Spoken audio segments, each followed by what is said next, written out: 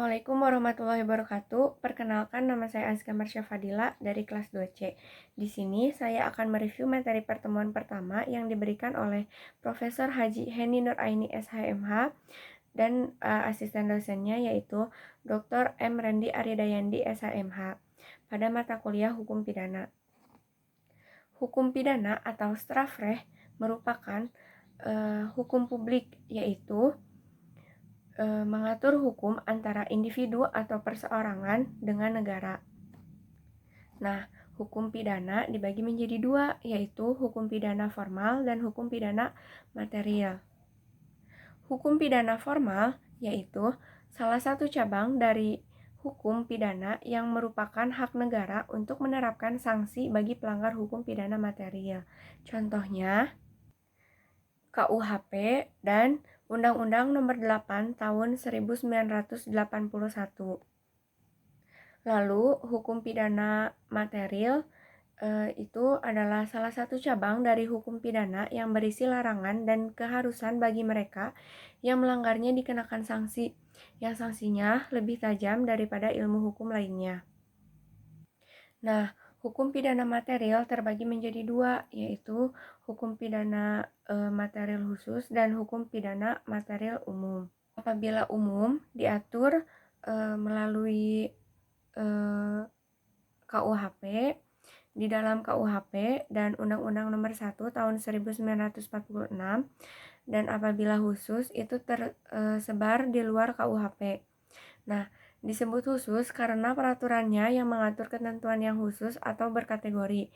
Misalnya, Undang-Undang Tindak Pidana Korupsi dan juga Undang-Undang Tindak Pidana Narkoba.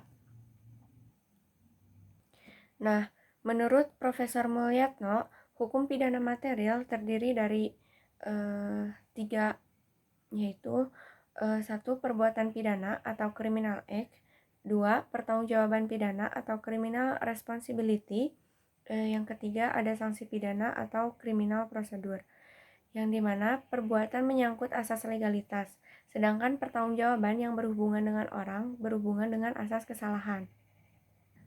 Lalu, sanksi pidana itu muncul karena ada perbuatan pidana dan harus dipertanggungjawabkan. Nah, menurut isinya, hukum pidana itu terbagi menjadi dua, yaitu hukum privat dan juga hukum publik. Hukum privat yaitu salah satu cabang hukum yang mengatur hubungan hukum antara orang yang satu dengan orang lainnya atau perseorangan. Contohnya, hukum perdata, hukum agraria, dan juga hukum ketenaga kerjaan. Lalu ada hukum publik, artinya salah satu cabang hukum yang mempelajari hubungan hukum antara orang dengan kepentingan umum. Contohnya hukum pidana, hukum administrasi negara, dan juga hukum tata negara.